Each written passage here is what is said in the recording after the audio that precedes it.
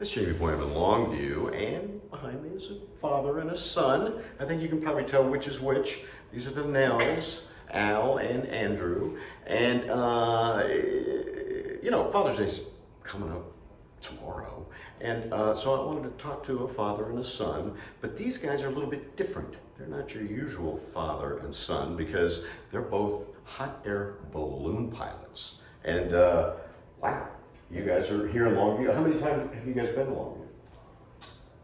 Geez, I think we probably, this is our sixth time, maybe seven. Six or seven times. Yeah, we've been here quite a few times. With In fact, I think it's more than seven because My first time was in 2013, but I don't know if we came back during some of the years of nationals were here. that could have been, yeah. So is it mostly nationals or GTBR or? Combination. There's Okay. been some years we were able to make the GTBR. Okay. Yeah. All right. And so, well, I gotta ask you, you seem pretty friendly with your father. I mean, We have some fun. It's your father, so Yeah. of course. But I mean, even when you're competing, you seem to be still stay pretty friendly with him, right? Yeah, we have an excellent relationship, and even on the radio this morning, having good conversation and having a lot of fun with it. And there might have been a moment where there's a little yelling back and forth on the radio because some stuff had crashed in flight and some electronics had, and Dad's like, "No, you need to worry about this." And I was like, "Got it." So it's fun, yeah. That's cool. And I did notice a difference between you guys in the meeting this morning, and that is that you seem to have something that had glass on it, and he was looking at a piece of paper. Yeah, so we both fly with a computer for a moving map. His crew person will go through and update the computer, but you still like your paper map, and that's what you really like, and it lays it out visually for him, and where I'll put everything on the computer, and then I'll zoom out and I'll look and say, okay, this is what we need to do, and kind of plot what I think what the flight would look like in my head. Right. A battery issue? If you got a map, you don't have to worry about that. Well, in fact, that happened. It wasn't actually a battery issue today, but we both encountered heat issues where our electronics started to, as he said, crash due to the heat. And as soon as my moving map display crashed, I immediately pulled out my map. I knew where I was, I knew what was going on, I knew what I had to do. So they call me old school because I still like a paper map, and I do like that visual image in front of me, what's going to happen, and I'm ready to move to a paper map at any point in time. Tactile. That's right. I want to touch that and fold that paper up and hear it crinkle, and be able to pull out a marker, a regular old marker and a ruler, and draw a line on it. I don't have to worry about all that computer stuff. That's true. You don't have to open things and figure all that stuff out. That's a right. good point. Yeah, that's a good point. So how long have you guys been flying together? Well, I signed Andrew off on his 14th birthday to go fly solo, and I think we've been flying together ever since. Yeah, so it'll be 21 years for me this year of flying balloons. Actually, 22. Take it back, 22 years, yeah. And we've been doing a lot of it together. Usually we're both competitors in an event, but there's other times. For instance, he was on the United States team for the World Championships here 2 years ago in Slovenia, which happened to be where my grandparents were from, which was kind of pretty neat. There we were over in Europe flying, but my son qualified, I did not. So we were there, or I was there, as well as the rest of the family to support him in his pursuit of representing the United States. So that's really cool. And then tomorrow here is the last day of the race, and it's Father's Day. Are you going to get a break? Well, I hope I get a present. I won't get a break, and I'm certainly not going to give him a break because we do, while we help each other all that we can, we both fly with gusto and with trying to do our very best performance. I've never thrown a race to help him out, and he's never done it for me. But we certainly cooperate with each other. A lot of radio chatter. Almost all of it's very positive, on what's going on. Today there was a little bit of a challenge when electronics crashed, and he was facing a numerous challenge, and I was trying to get him to focus on what I thought was important. So it worked out. Yeah, well, that's good. That's good. I watched you guys together this morning, and I noticed that you really work together. Yeah. I mean, you're like a team out there. No, absolutely. We do a lot of work together, and it's been wonderful. It's been a great learning experience, and he's always looking to give me advice and everything, and point me in the right direction at times. And if he says, Andrew, I think you're screwing up. You need to move it here or there, or whatever it is. And it's for me to take, but say probably the majority of the time I take that advice and figure out what we do. But it's an excellent camaraderie. Yeah, very collaborative. Yeah, that's cool. I mean, you know, it's unusual that father and son really love to do the same thing. Yeah. You know, I mean, that's got to make the relationship pretty special. It does make the relationship special. And I remember, so you'll have to correct me where I mess up here, Dad, but I got my first ride from him when I was less than 2 weeks old, from what I remember. And then growing up, from what I've been told, and I don't quite remember all this, I got accustomed, if the trailer was hooked up, that meant we were going to fly the balloon. And I forget how old I was. I was what, maybe 3 or 4? You were 3. I was 3 years old, and he'd hooked up the trailer, and I was out, from what I was told, I was out watching him, and I watched him leave without me.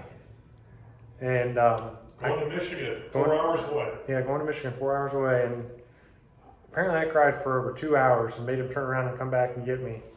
And I think after that, it was just, I went to every event that I possibly could.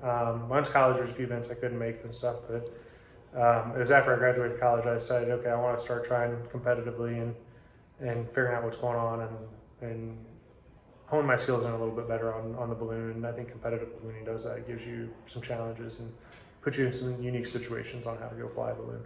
That's cool. Are you a fixed wing pilot too? I do have my fixed wing. I have a commercial instrument for the airplane, but it's probably been almost 10 years since I've flown the airplane. It's just so expensive. I live in Atlanta, Georgia, and it's rather expensive to do that there. And I work for an airline as an engineer.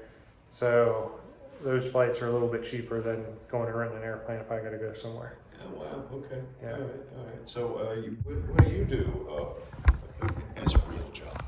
Well, I'm also an engineer, but I retired from a company, and my last job was actually helping hotels reduce their energy costs. So I had a predominant focus with a hotel company that starts with an M that's rather famous, and spent a lot of time traveling back and forth in Asia, and as well as places like, down into South America. So a lot of travel was involved with the job, and finally got the opportunity to retire. So I took retirement, and now I'm doing all those honeydew lists that have been long awaited to get done. To see him in the air. Well, I've had some of my friends who have always said that if you've got your kids and they're interested in ballooning, you should feel very, very fortunate, because I've seen a lot of those from my generation that their kids really didn't want to have anything to do with it. And I am so fortunate that my daughter, my youngest daughter, has her airplane rating, and she's soon to get her balloon rating, and she's here helping both myself and her brother. I've got also my number one, that's by birth order, not by importance. My number one daughter has who did some of the design on the current balloon, and she has got quite a few hours of flying, and she loves to be around the balloons. My number two, who's a school teacher, her and her whole clan come out when we're at any local event that we can possibly be at and share the experience. So Andrew is the one who has probably embraced the actual flying more than any of the rest of the kids. But as a good friend of mine who's now deceased, David Levin, once told me, he said, Al, you are so lucky, and you bet I am. I am so lucky as a dad that my kids love to go to these things, and we try to have a lot of fun, and now it's moving all the way down to my grandchildren, and they're starting to come.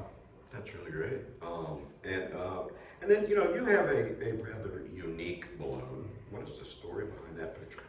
Well, many, many years ago, when my oldest was preteen, and she's rather artistic, she had drawn a watercolor, and in the watercolor it had a farm scene, and it had a pond, and it had a silo and a barn and a fence and some birds flying overhead. And I put that in a file folder and waited till about 10 years ago, and I actually told my wife that this will be the last balloon, because of my age, the new balloon that I will ever buy. So let's go all out. What do you think, honey? And she believed me.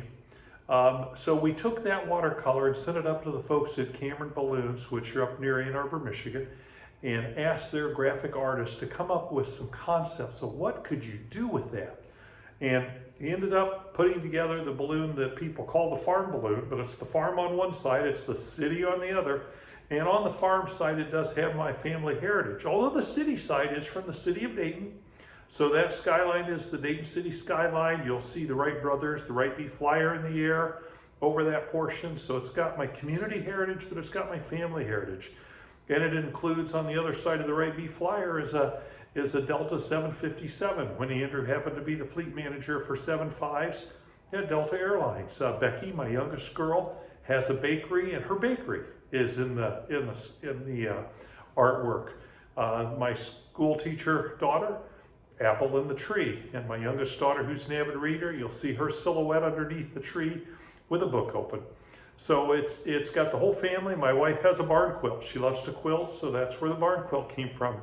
Even the end number is my parents' birthday, who were deceased before this balloon ever came to fruition.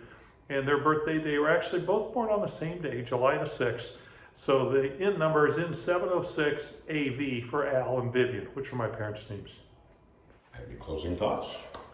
I think as you look across like all the community, the balloon community here, this is really a family sport. And we obviously have the father-son relationship, and I love that, but everybody here, it's a close-knit family, and it's always good to see friends here. And I think being able to do the U.S. Nationals over the close of Father's Day, I think it's a wonderful way to tie things together. And I'm happy to be here with them. So Yeah, I'm happy you're here with me. Yeah, it's great.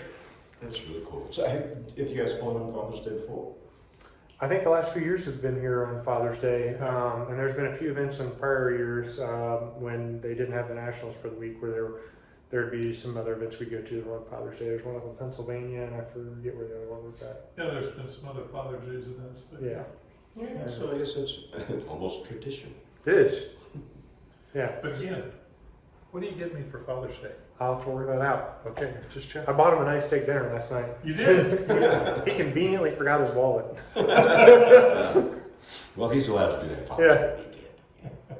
All right, thanks guys, appreciate it. You're welcome. So there you go. We'll have more later on KLTV 7 News and KLTV.com.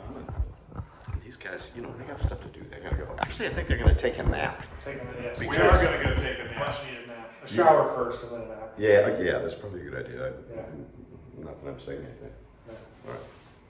Thanks. You guys have a good flight tomorrow. And if you're around Longview, look up. You'll probably see. And come on out and see us. We'll be happy to show the kids around the basket, and it's Yeah. family sport to us, so we'll include anybody we can. Yeah. We're both next to each other tonight at the Balloon Glow out at Mod Cobb. Right? That's the next. So feel free to stop by and say hello. Yeah, so go out to Mod Cobb, check that out. You can get real up close and personal out at the Balloon Glow and go talk to all the pilots. And they just love it. Yeah. Happy to share. Happy Father's Day. Yes, happy Father's Day. Yes, happy Father's Day. Yeah, we'll have more later on KLTV 7 News and KLTV.com.